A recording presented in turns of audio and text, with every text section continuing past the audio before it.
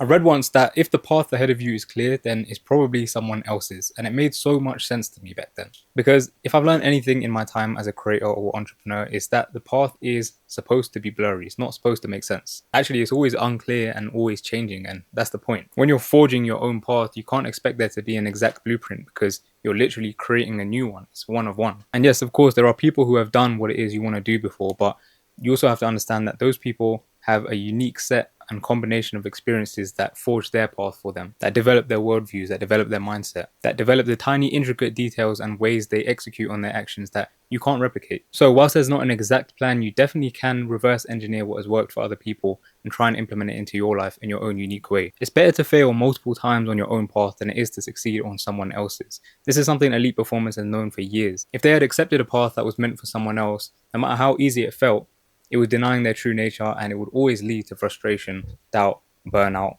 all of the things that we suffer from. So I like to think of it this way: the destination is made of stone, but the path is made of sand, which means it's ever changing and evolving as you do too. I remember when I first began making content over on my main channel, if you haven't seen that, I really hyper analyzed what was working and I tried to replicate every single process, every single title card, every single way they, embedded music into the video, but it just didn't work. I learned very quickly this isn't how greatness works. In reality and in anything you do in life, you're rewarded for your unique ability to stay authentic and to tell your story in your way, and for how much value you provide ultimately, not for how hard you work. Greatness can't be distilled down into a formula and implemented by everyone, because then there wouldn't be a 1%. So the same is true with you and your path and your life. By being your authentic self and leaning into that, whether that's on your business, your health, your wealth, relationships, is how you win. But here's the key thing that people just seem to miss, and I guarantee you, if you do this, then your life's progress will accelerate 10 times faster.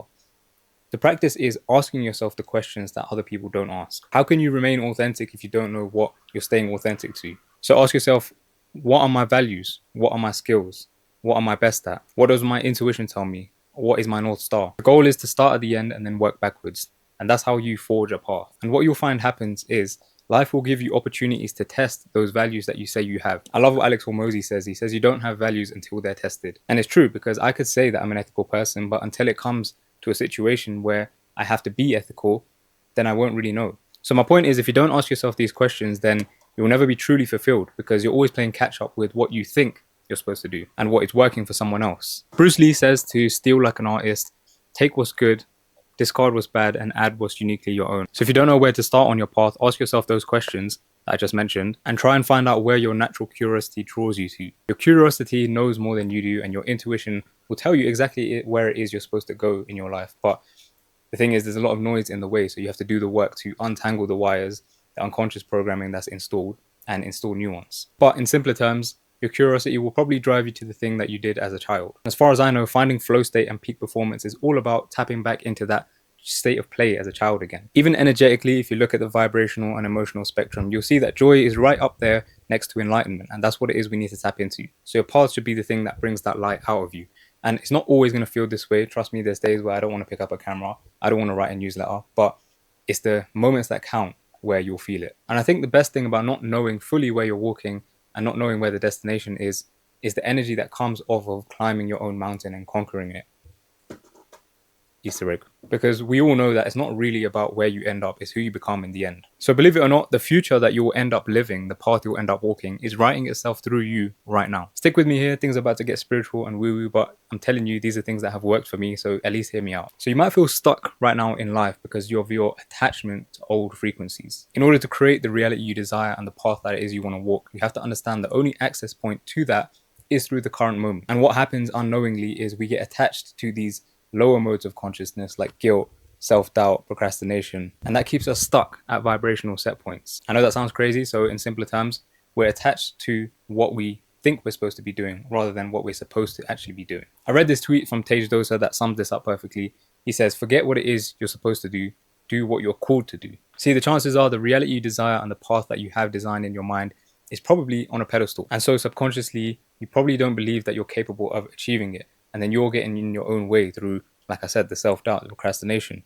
You are your own limiting belief. And that's why sometimes the path begins to feel blurry and unknown and uneasy. So in order to break that, you have to know how to bring it down from the pedestal into a level playing field, which I'll tell you how to do now. The things we take for granted, for example, your car or your shoes, or this hoodie. The reason they stay in our lives is because we don't pedestalize them. I didn't wake up this morning and put this hoodie on and come outside and thank the universe. Oh, thank you, universe, for giving me this hoodie. I'm so grateful.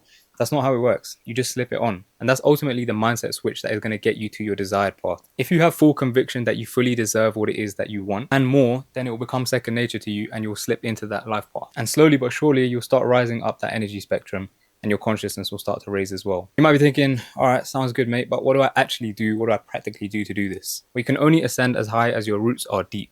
In simple terms, focus on the foundations of what elevates your spirit and your energy and what draws that curiosity out in you. It might just be deep gratitude, it might be time outdoors, it might be listening to a certain type of music. The list goes on. It's not specifically one thing, but the point is to find the thing that lights the spark in you. Another technique I like to use is isolation. As you can see, I'm isolated right now, and the greatest minds, the greatest yogis, sages, prophets all had a period of isolation so that they could hear their mind without interference. I'm telling you now, if you want direct transmission from the universe or from God or from higher power, then go and be solitary in nature.